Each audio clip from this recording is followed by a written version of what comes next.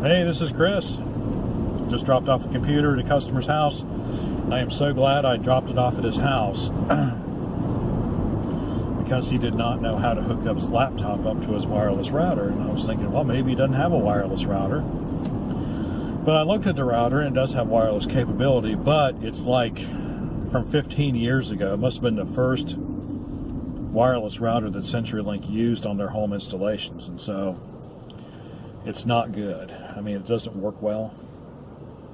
Worked well at my house. Worked well through my ad hoc home network. I don't know if I've explained that before.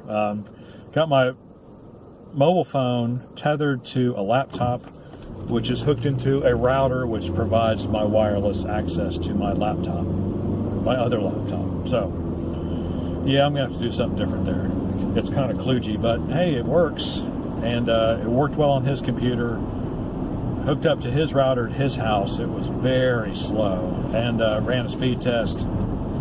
He's getting 6 megs down, so there's really no reason for it to be that slow, but I didn't have a lot of extra time. I probably could have reset the router and saw what happened, but actually I was kind of scared to mess with it. It's one of those things where, you know, it's so old.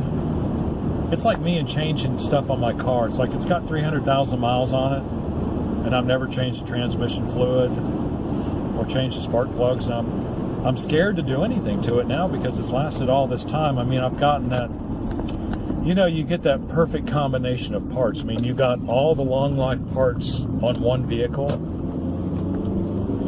and so you don't want to just start changing stuff out because it might upset the balance of the universe or something, you know. And that's kind of the way I felt about that router. It's like, man, it works, and if I do something to it and it doesn't work anymore, then it's on me.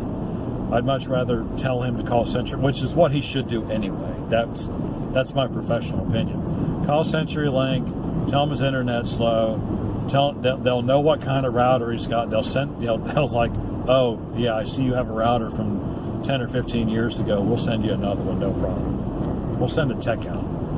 And so that's what they'll do. I mean, they're not totally unreasonable. They're unreasonable, but they're not totally unreasonable. So yeah. So he'll end up, at the end of the day, he'll end up with a much better internet connection. The new router will probably run 8 megs down instead of 6 on the speed test. It'll be much more responsive. He'll be happy. He tipped me $5. I like that. So, hey, whatever. It works for me. You know, I like happy customers.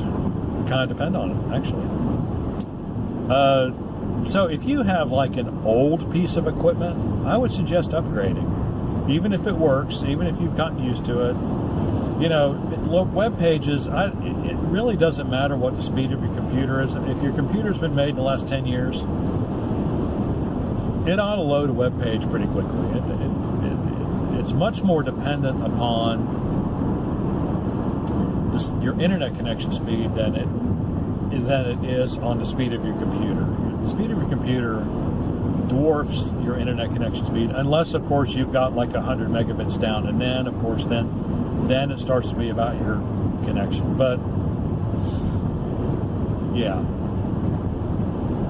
it's usually not the computer. If the internet's running slow, and you know your computer's cleaned up, and it's running right otherwise, then if the internet's running slow, it's the internet service. It's not your computer. Just like pass that along. Got questions or comments, please do so in the section below. Like and subscribe. We appreciate what you do. We really do. Honestly. And we'll see you on the next one.